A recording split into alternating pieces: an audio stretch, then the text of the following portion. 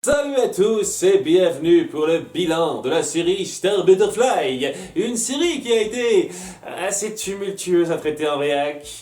Je vous cache pas, c'était pas la joie tout le temps et oui, c'est sans doute la série sur laquelle je me suis le plus énervé jusqu'à présent en termes de réaction à chaud. Si je comptabilise par rapport aux autres. Et c'est dire parce que je me suis énervé sur énormément de séries avant. Hein. Je suis du genre à avoir l'énervement facile. Mais alors là, celle-là, elle a su me brosser dans le mauvais sens du poil à énormément de moments. Ce qui fait que ouais, je suis clairement pas aussi fan de la série que la plupart des gens. Hein. C'est une série par rapport à ceux qui l'ont regardée qui est plutôt bien considérée, somme toute. Et qui même pour certains est dans la même veine que Gravity Falls. Je trouve ça totalement exagéré. Comme d'hab, on va faire une organisation typique où je fais un petit peu le bilan global, puis après je vais revenir sur certains éléments à part, le meilleur, le pire, tout ça, vous connaissez le refrain depuis le temps. Donc ouais, qu'est-ce qui va pas dans cette série? Alors ce qui va, pour commencer, pour pas trop s'énerver, j'aime beaucoup la créativité visuelle à plusieurs moments. Voilà, si on nommait un petit peu certains délires de gueule exagérés que j'ai dû me taper un peu trop souvent à mon goût, globalement, il y a une vraie diversité dans les différentes créatures qui sont mises en place et vraiment, il y a énormément de diversité visuelle, de créativité dans les designs de personnages, dans les designs de monde, dans la magie telle qu'elle est montrée. J'avoue que c'est super recherché.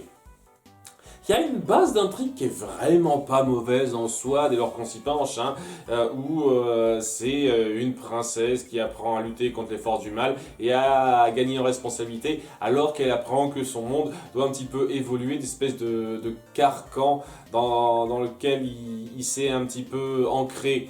Et elle doit apprendre via ses nombreuses aventures, ses péripéties, ses périples, à faire un peu progresser les choses par rapport aux décisions qu'elle prend. Il y a de très bonnes idées là-dedans que je peux pas nier, et la base est bonne en soi, elle est bonne en soi. Oui, donc les idées et le scénario ça va, et il y a quelques personnages qui se démarquent un petit peu du lot, et c'est ça le truc, voilà, quelques personnages qui arrivent à être sympathiques et qui arrivent à avoir un début de degré de complexité qui est pas inintéressant à voir. Et c'est plus ou moins personnellement ce qui est à résumer du bon côté. De bonnes idées, une bonne créativité visuelle et une base d'intrigue très intéressante quand on s'y penche. Mais à côté de ça, tout le reste, j'ai du mal. J'ai énormément de mal avec le mélange de tons. Le mélange de tons est affligeant. Je veux dire, j'avais ce problème avec Gravity Falls parce que si vous vous souvenez de ma vidéo bilan que j'ai faite il n'y a pas si longtemps que ça sur Gravity Falls, oui, je trouve que l'humour de temps en temps part un petit peu trop dans un certain extrême, un ton qui se mélange assez mal au ton sérieux de l'intrigue centrale que ça veut faire passer à quelques moments. C'est gênant de façon assez notable et ça crée certaines dissensions entre certains épisodes. Là, c'est pareil en 100 fois pire. 100 fois pire, quoi. Là, le changement de ton drastique qu'on a d'un moment à un autre par moment, c'est... Waouh! On sent qu'il y a une grande équipe de scénaristes qui font les scénarios chacun dans leur coin, hein, pour arriver à passer d'un truc ultra sérieux, ne serait-ce que le début de la saison 3, où au début on a un épisode très carré, assez sérieux, avec quelques petites blagues pas trop graves, quoi, où on met en place la sévérité de la situation, et dans l'épisode 2 on enchaîne ça avec un tas de conneries, de personnages qui font n'importe quoi, et d'ambiance à la Bob l'éponge, totalement. Tu fais ces deux épisodes, tu les mets côte à côte, c'est affligeant. C'est affligeant à quel point ça ne colle pas pour moi. Hein, et c'est un exemple parmi tant d'autres, il y a énormément de cas comme ça. Je me pencherai davantage là-dessus lorsque je ferai une certaine liste plus tard. Mais voilà, c'est le gros problème central de cette série pour moi. Le mélange de tons est affligeant et super mal foutu. Hein, soit faut se décider à être léger et à ce moment-là embrasser ce côté-là et ne pas oser devenir sérieux, ou alors amener un développement qui dure, hein, pas alterner entre les deux, soit faut assumer le fait que vous racontez quelque chose de sérieux, et donc vous pouvez pas foncer dans la frange déconnade totale comme bon vous chante.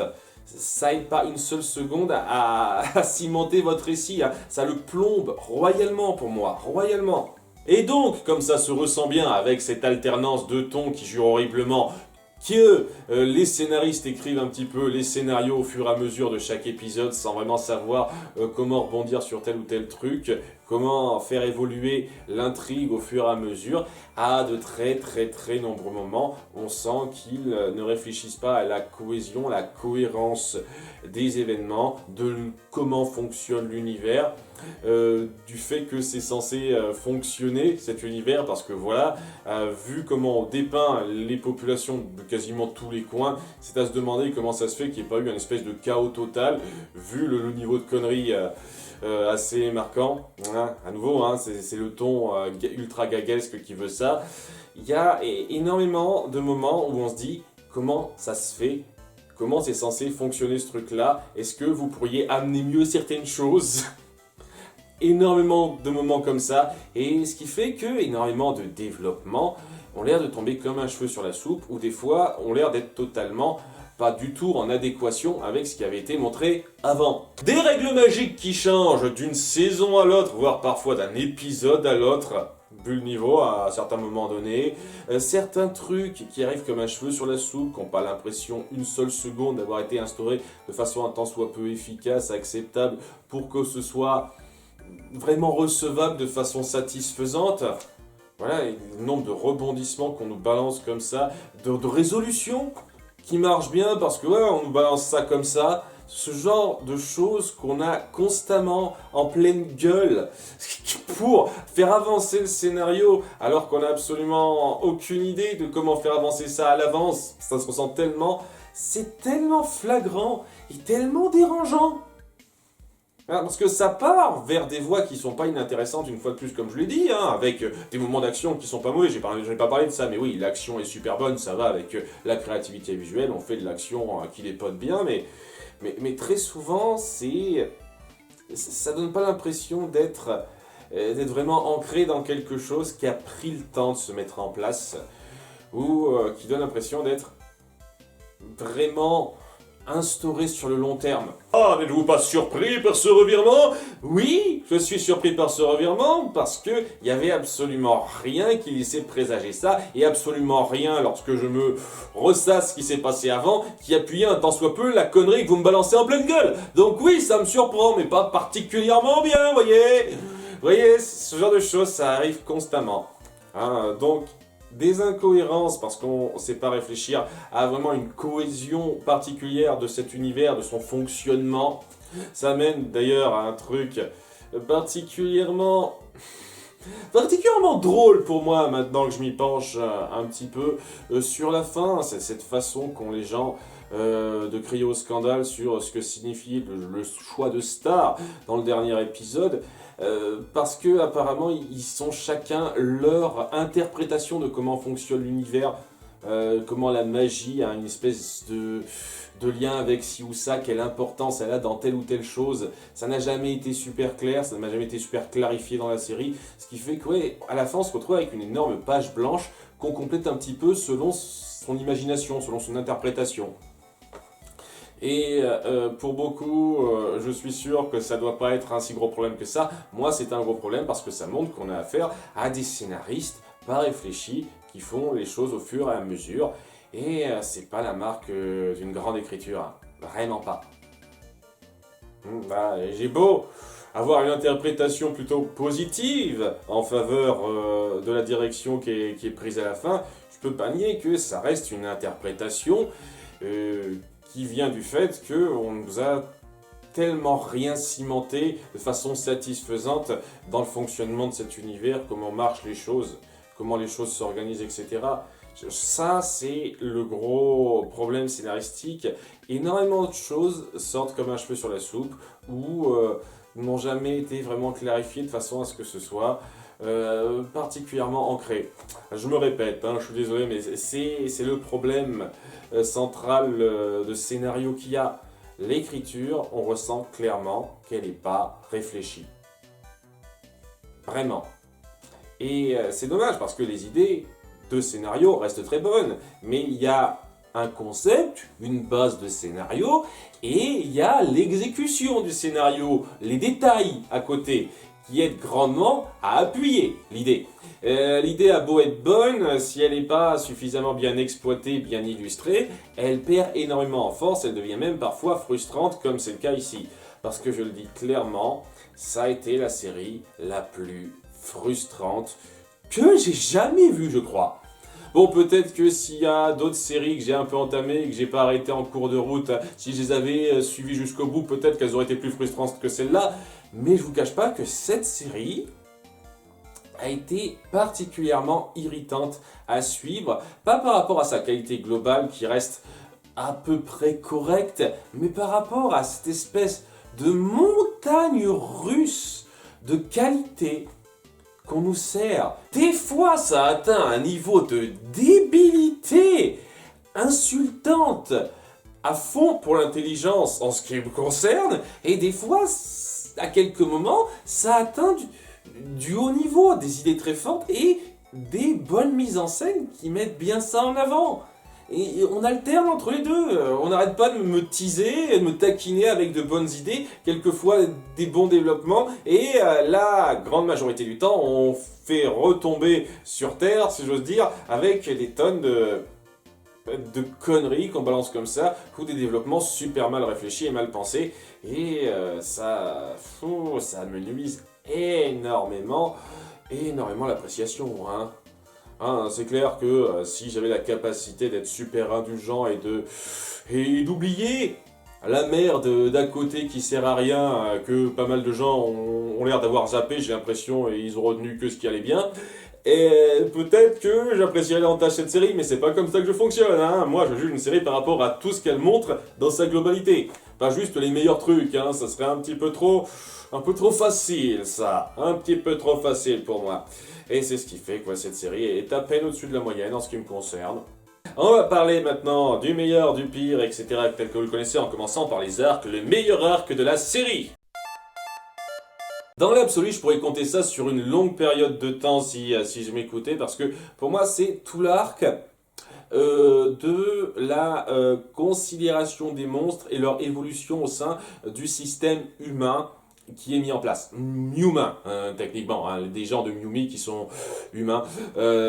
Donc voilà, ça c'est mis en place dès la saison 1. Il y a déjà quelques petites bribes de ça dans la saison 1. Dans la saison 2, on le montre un petit peu. À partir de la saison 3, on met ça en scène avec des moments qui sont bons, d'autres qui sont ridicules, malheureusement.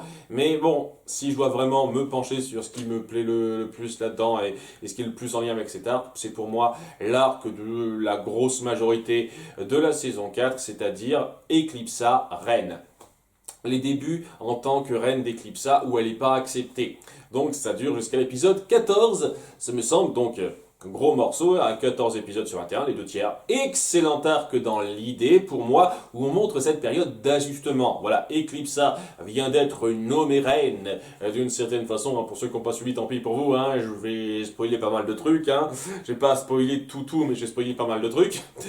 Eclipsa vient d'être nommée reine, et donc elle, qui a une politique très accueillante envers les monstres, il y a une espèce de dissension qui se crée envers le peuple humain qui habitait là pendant tout ce temps et qui s'est habitué à cette situation, sans avoir été ceux qui ont délogé les monstres de là au départ. Donc on ressent pourquoi il y a cette sensation d'injustice, ce sentiment d'injustice de leur part, et les monstres qui se posent là et qui sont toujours pas super bien perçus, et oui, surtout maintenant qu'on les a plus légalisés, il y a cette cohabitation qui a beaucoup de mal à se faire, et donc des tonnes de considérations qui se mettent en place, avec déjà Moon qui est pas accepté par tout le monde, c'est clair avec cette décision-là, des relations qui sont tumultueuses, Star qui essaye le plus possible d'appuyer cette grande décision qu'elle a prise, ce que je trouve très sympathique, c'est très intéressant d'appuyer ça et de montrer enfin de la responsabilité en détail de sa part, ce qui n'a jamais vraiment été le cas avant.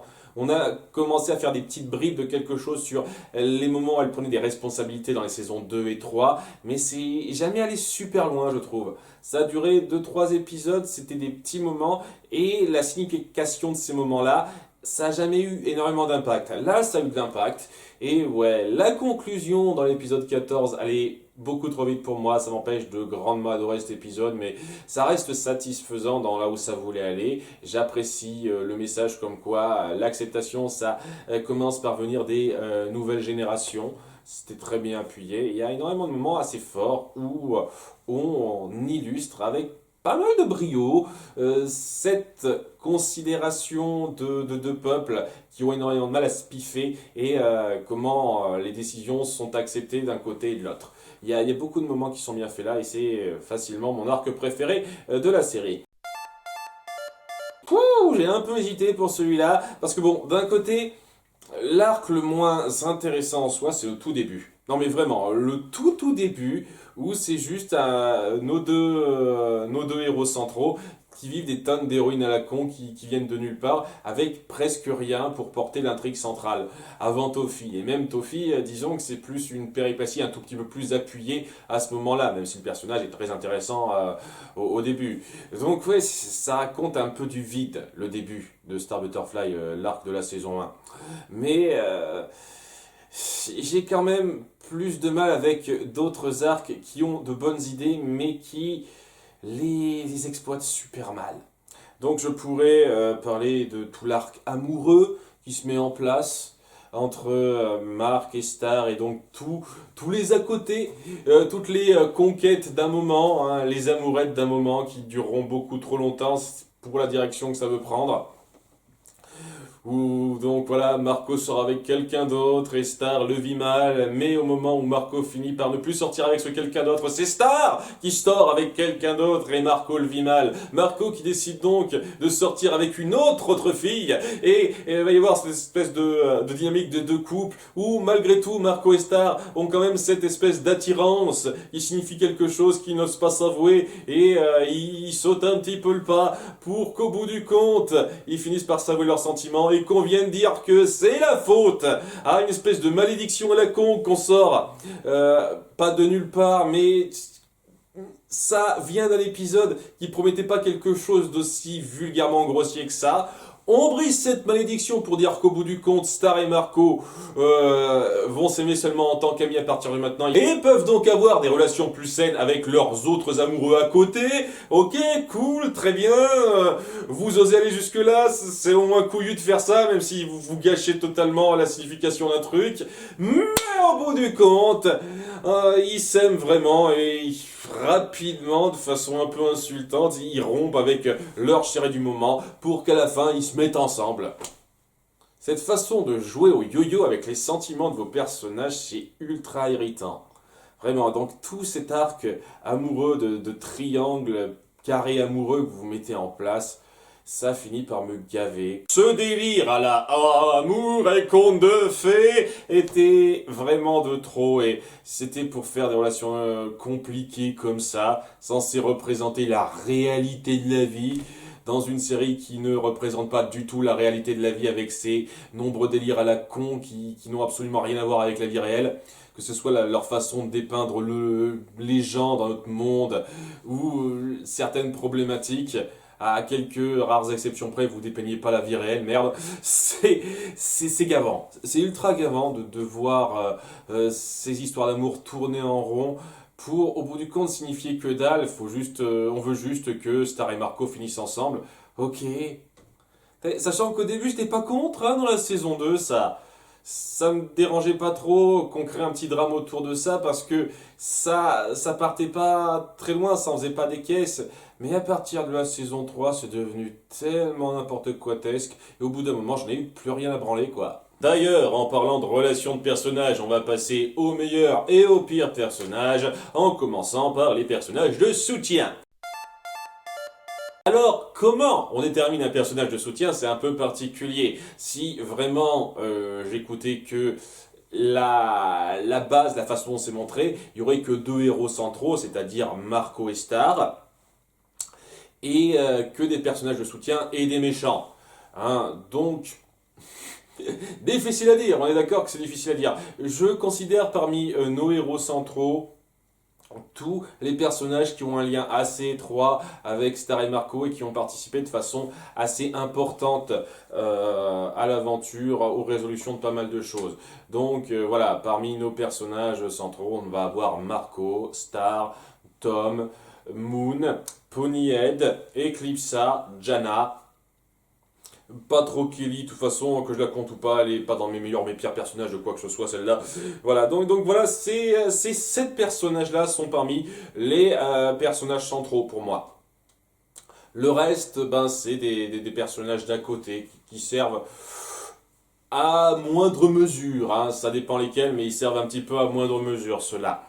Voilà, maintenant que c'est clair, hein, que j'ai bien mis ça au point, et quel est mon personnage de soutien préféré? Eh bien, il s'agit de Crapotoro. Crapotoro qui est présent depuis, il me semble, l'épisode 1 de la saison 1, donc ouais, quelqu'un qui est présent depuis le début, qui a un très bon développement dans les 2 premières saisons et demie. Bon, après, il fait un peu figure de présence, il a quelques petites interventions, histoire de dire, après, il n'est pas aussi marquant que ça, mais voilà, il a quelque chose d'assez fort dans sa compétence. C'est à peu près le seul des lieutenants de Ludo qui est vraiment compétent, c'est assez dingue à noter ça, et qui se voit vraiment donner une deuxième vie où il s'intéresse plus à ses proches, à fonder une famille, et il crée pas mal de liens, c'est assez touchant avec ça. Lorsque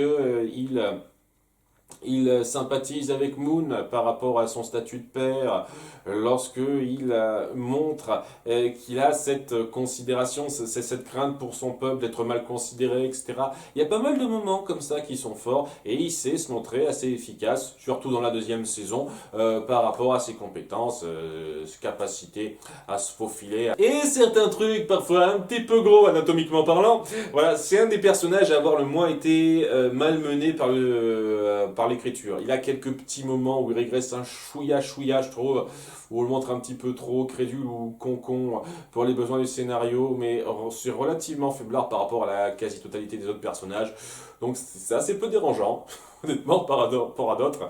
Et voilà, il passe très bien pour présenter ce pont. Voilà, ce pont qui commence à se former entre Star, les Mewmains et son peuple, les monstres. Il a un rôle assez fort à ce niveau-là dans le début de la série et il l'appuie très bien.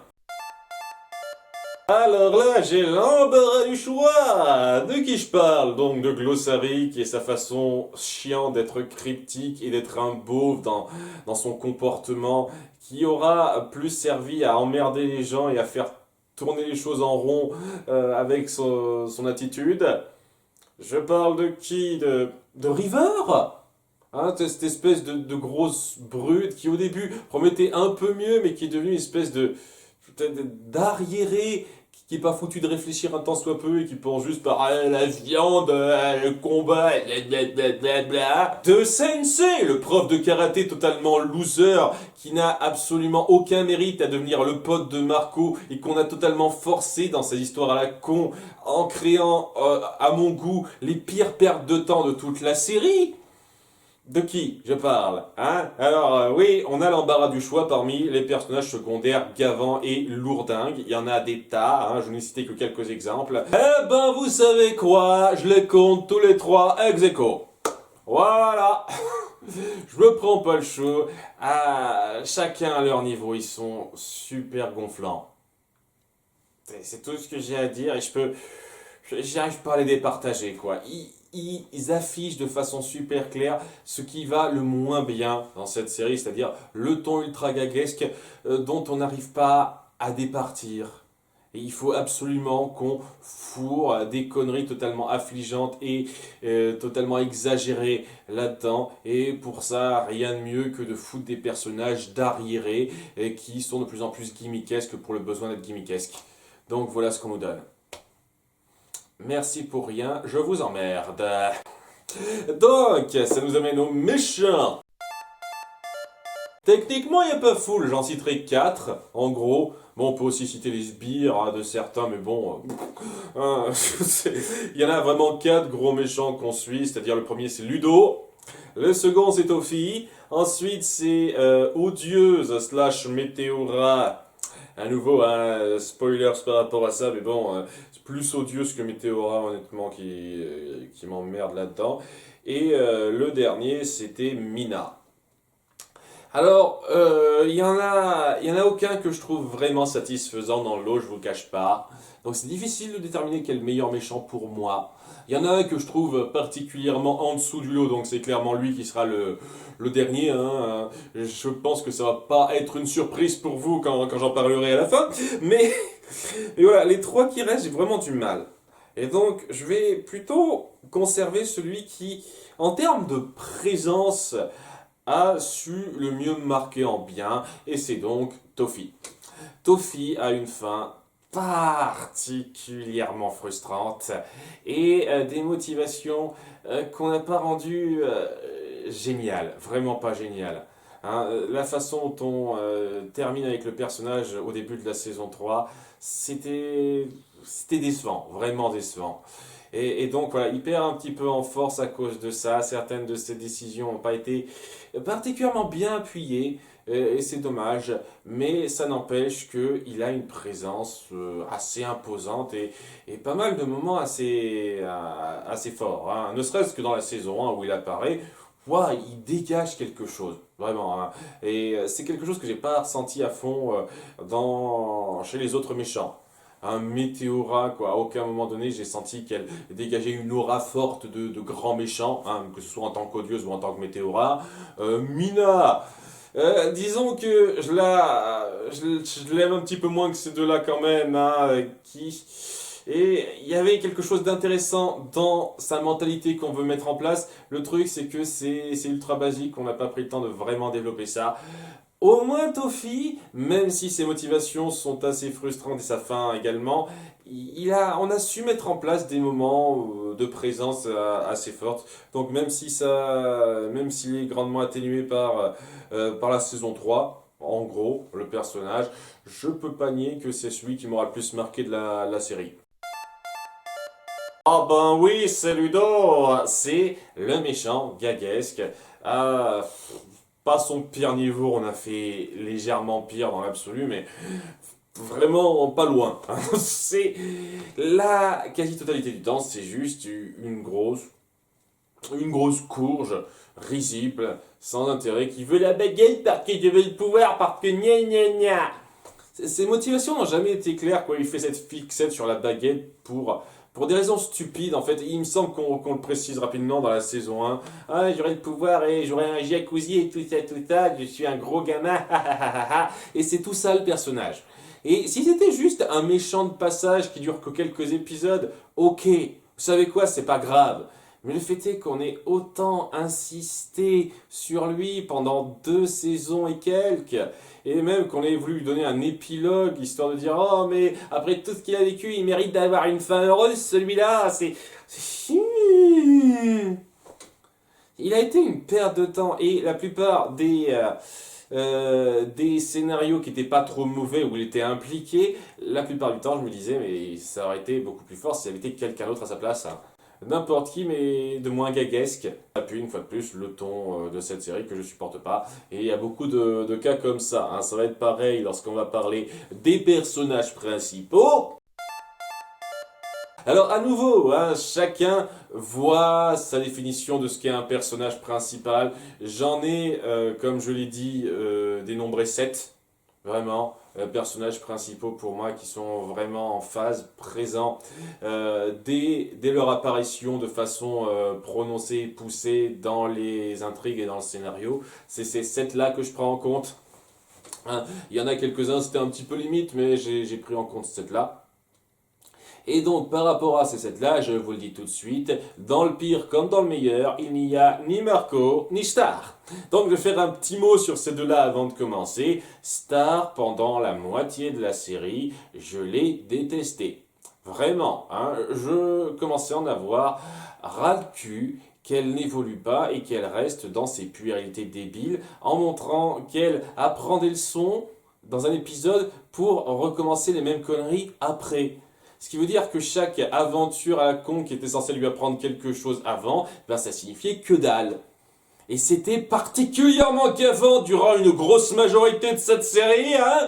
Donc ouais, quand, à partir un peu de la saison 3, je reconnais, elle a commencé à montrer quelques responsabilités de façon plus poussée et plus continue. Même si c'était malheureusement un peu trop juste. Dans la saison 3, je trouvais que c'était trop juste. Ça a commencé à me plaire un peu mieux, mais c'est vraiment dans la saison 4 où ça a commencé à vraiment évoluer en bien, que j'ai commencé à vraiment avoir une attache, une affection pour le personnage par rapport à ses décisions et comment elle les assimilait, comment elle se tenait derrière jusqu'au bout. Ça, c'était assez fort de sa part et elle est remontée dans mon estime grâce à la saison 4. Donc heureusement que je suis la série jusqu'au bout, moi. Voilà. Et Marco, il est sympa, je trouve que c'est trop une victime. Voilà, surtout avec certaines histoires, certaines intrigues qu'on lui donne, où il apprend des tas de trucs, à devenir super fort, à se débrouiller à fond, et il faut que ce soit le paillasson de la moitié des personnages, dont la plupart sont féminins. Ça c'est un petit truc, j'en ai pas trop parlé parce que c'est un peu limite, mais vu la façon dont en règle générale on a affaire à des femmes qui rabaissent des mecs, dans des situations ultra cocasses à de nombreux moments, surtout Marco qui se fait rabaisser par Star, par Jana, par Ponyhead et parfois par sa mère une fois ou deux. C'était pour ma part à la limite du misandre. J'irai pas jusqu'à dire ce mot-là parce que c'était pas tout à fait à ce niveau-là, mais ça s'en approchait un petit peu pour moi. Voilà, je tiens à balancer cette bombe-là, hein, quitte à me faire mal voir par certains ou certaines. Il y avait un petit peu ce ressenti-là.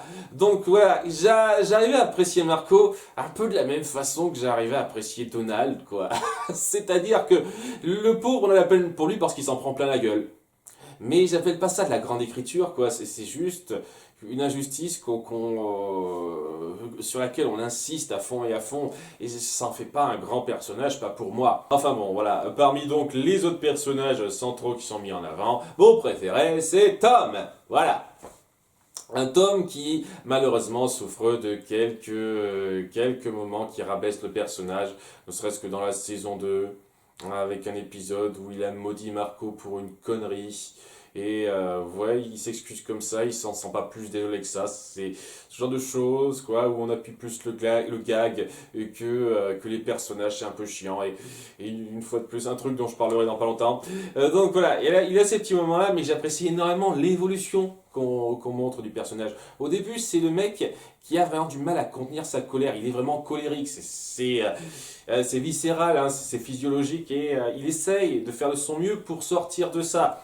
Au début en pensant que c'est en étant avec la fille qu'il aime Star qui va arriver à ça, mais au bout du compte, au fur et à mesure, on se rend compte que c'est pas Star le problème c'est lui, il y a des efforts qu'il doit faire et ça se met en place petit à petit. Il apprend à sympathiser avec d'autres personnes que Star, à être ami avec Marco et il a pas mal de moments comme ça où on le voit vraiment surmonter sa colère, devenir de plus en plus sage entre guillemets, hein, parce que bon, c'est pas non plus un grand sage, mais vraiment beaucoup plus calme et posé qu'avant, et où il apprend à se faire de plus en plus d'attaches, et surtout par rapport à Marco. Je trouve que le personnage est bien rendu, et son évolution globalement est très satisfaisante. Hein, il est un peu moins bien mis en avant lorsqu'on met en avant sa relation avec Star au bout du compte, parce que voilà, sa relation avec Star, elle signifie que dalle lorsqu'on s'y penche en fin de compte, mais vraiment son évolution de personnage, je peux pas nier une seule seconde qu'elle m'a touché sincèrement et que ouais, c'est le personnage dont je garde le meilleur souvenir de toute la série personnellement. Le pire personnage central, j'ai peut-être un peu triché parce que limite c'est un personnage central, mais il est quand même présente depuis l'épisode 1, elle participe à pas mal de trucs. Elle a un rôle qui est assez majeur dans pas mal de moments, même si c'est surtout pour faire figure de présence, mais elle est super présente, c'est Ponyhead. Au début, je la détestais pas, vraiment. Je trouvais que c'était vaguement passable, son trait de caractère, et même sa première apparition, elle vient montrer qu'elle s'est sacrifiée en comprenant un petit peu le fait de devoir partager son ami. Le premier demi-épisode où elle apparaît, Ponyhead, ça va. Lorsqu'on la revoit dans l'épisode sur Saint-Olga dans la saison 1, là aussi ça va, c'est pas sensationnel, mais elle passe acceptablement. Mais plus on la met en avant au fur et à mesure des saisons, plus elle se met en avant, et plus on se rend compte d'à quel point c'est un personnage unidimensionnel et plat, qui repose sur un principe de m'as-tu vu, je suis la meilleure, tout le temps. Ah, regarde comme je suis trop génial, t'as pas de la chance d'être ma meilleure copine, hein, ouah, ouah, ouah, ouah, ouah. Je peux tellement pas supporter son accent en VO aussi. Sur le long terme, elle commence à me taper sur les nerfs, celle-là. Et ouais, elle n'évoluera pas. C'est le problème, quoi. C'est l'anti-Tom, en fait, cette fille, Ponyhead. Parce que Tom, lui, qui montre des signes de développement, d'évolution notable qui le rendent attachant, elle restera toujours au même niveau. J'oserais même dire qu'elle désévolue par rapport au début. Parce qu'au début, elle montrait un peu plus de compréhension pour les autres, un tout petit peu plus. Pas énormément, mais au moins un peu. Là, non, rien. Et c'est gavante. C'est vraiment tout du long, celle-là. Et plus ça allait, plus elle progressait dans les saisons, plus elle me gavait. Bon, après, je vous cache pas que elle est un petit peu moins saoulante dans la saison 4 que dans la saison 3, parce qu'elle est un petit peu moins présente. Dans la saison 3, elle était à fond présente, elle était chiante. Et dans la saison 4, au moins, elle avait un rôle à jouer. Elle jouait un mini-rôle dans certaines résolutions. C'était pas juste je suis là pour faire ma chieuse, m'as-tu vu, mais c'était assez minime par rapport au reste. Et globalement, ouais, je peux pas la supporter celle-là. Vraiment, le pire perso récurrent important que la série a mis en place pour moi. On en vient donc aux meilleurs et aux pires épisodes, avec pour commencer mon top 3 des meilleurs. Pour le numéro 3, j'ai eu un peu de mal à choisir parce que, en toute sincérité, il y a beaucoup d'épisodes qui sont bien sans plus dans cette liste, qui promettaient certaines choses au début, mais qui, après avoir suivi le reste en rétrospective, perdent en poids la quasi-totalité, quoi. Et ouais, ils tombent tous, à quelques rares exceptions près, au stade bien sans plus, les épisodes, après coup. À part deux exceptions en fait, qui seront en numéro 1 et 2. Donc ouais, ça a été un peu difficile de choisir, mais j'ai quand même décidé de mettre le retour de Bonbon en numéro 3 de la saison 2, qui a su bien me marquer sur le coup dans la mise en scène, c'est-à-dire cette espèce de fausse piste qu'on nous donne sur le retour d'un certain clown, et en fait qui partira vers autre chose. La façon dont était dépeint la situation, la romance entre Marco et Jackie à ce moment-là était assez jolie, et on voit comment Star le vit mal sans en faire des caisses dans la mise en scène la plupart du temps. Les personnages sont plutôt bien posés, la façon dont on met en place le conflit à la fin, sans qu'on s'y étende trop, c'était plutôt bien pensé.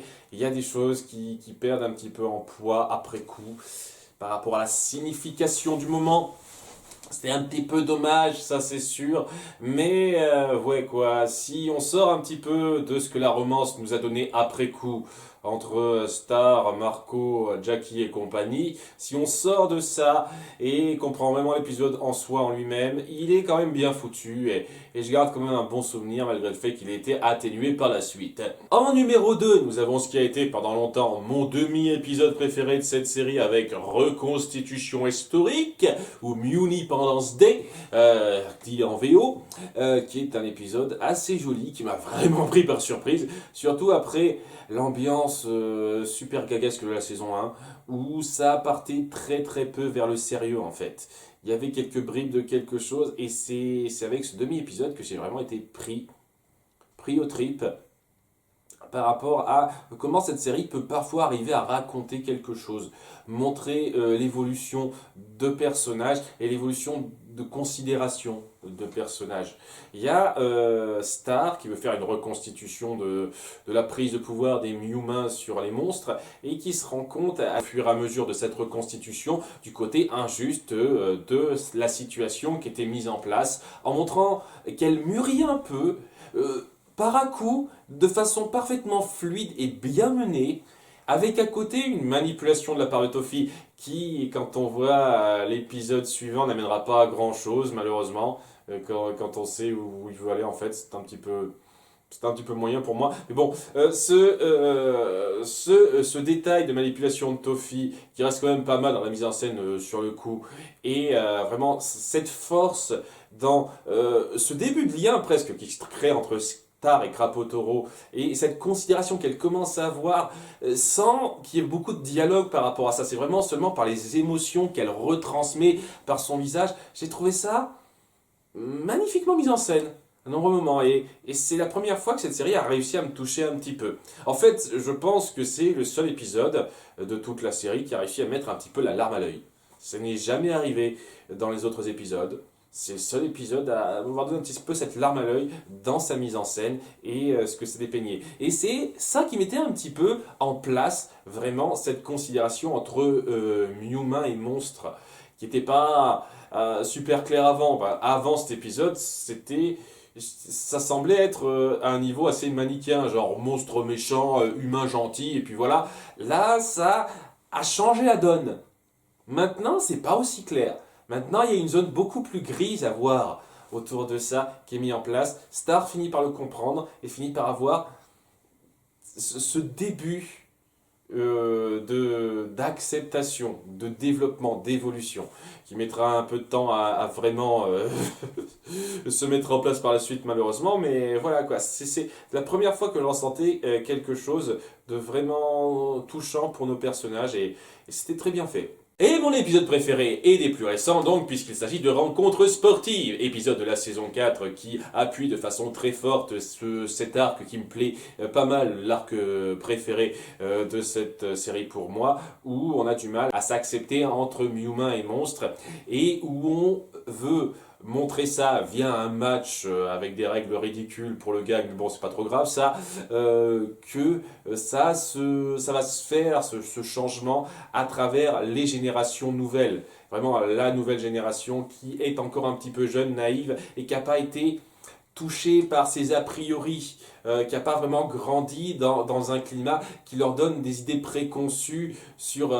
les autres et qui vraiment arrive à s'accepter tels qu'ils sont. Il y a un message très fort et très joli là-dedans que j'ai trouvé bien rendu autour de Crapaud Toro qui regagne espoir grâce à ça et Star aussi avec ce début de réhabilitation, d'entente qui commence un tout petit peu à se former et qui a besoin de temps évidemment parce que la nouvelle génération elle seule elle ne suffit pas en une fois à tout changer, mais c'est vraiment l'épisode d'espoir quant à l'amélioration des choses qui m'a le plus touché, le plus marqué et je le trouve vachement réussi à cet égard. En plus de ça, c'est l'une des rares idées à avoir été mise en place dans un épisode avant, donc point bonus pour ça.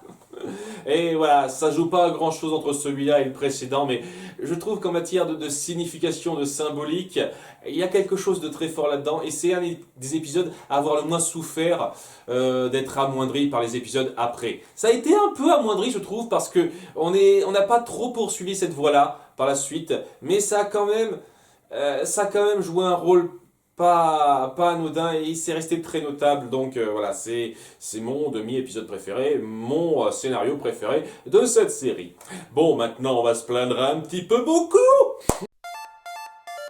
Le troisième pire épisode pour moi, c'est La Malédiction de la Lune Rouge, le pire épisode de la saison 4. J'avais pas détesté autant que ça la première fois, j'avais pas aimé, mais j'avais pas autant détesté la première fois, mais après coup, quand je vois au bout du compte que la signification qu'on essaye de donner à cet épisode, elle veut rien dire et c'est comme si c'était rien passé, ça rend le truc totalement inutile et ça donne l'impression que vous avez complètement gâché un truc que vous avez mis en place.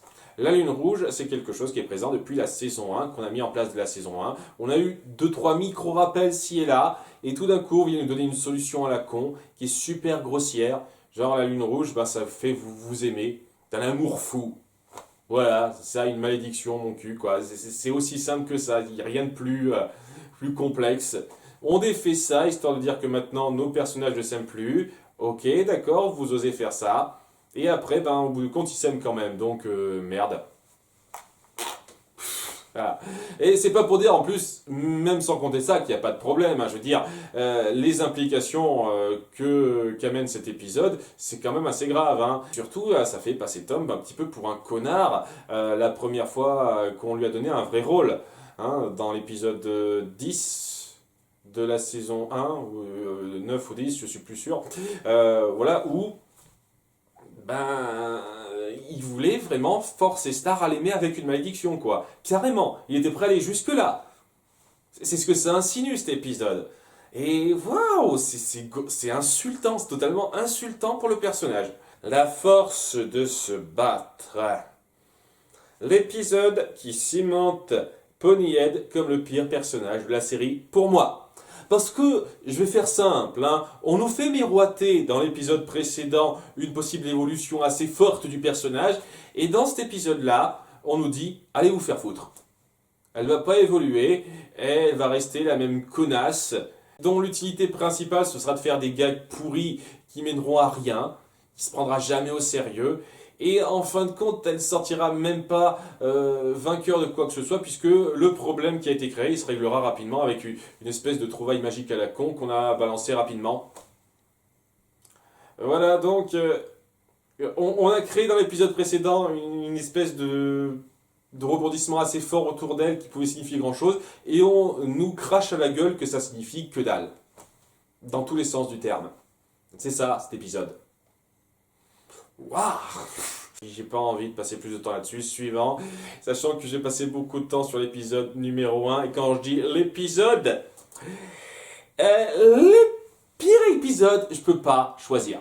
Je peux pas choisir. Et donc, ce que je vais considérer comme étant le groupe de pires épisodes, ce sont tous les épisodes de la Bob l'éponge. Voilà, tous ces épisodes de merde qui consistent tout simplement à partir sur un délire complètement décérébré qui n'a absolument aucune incidence, où les conséquences qui sont mises en place ne sont pas une seule seconde considérées, et nos personnages sont ridiculisés, rabaissés de façon stupide pour les LOL.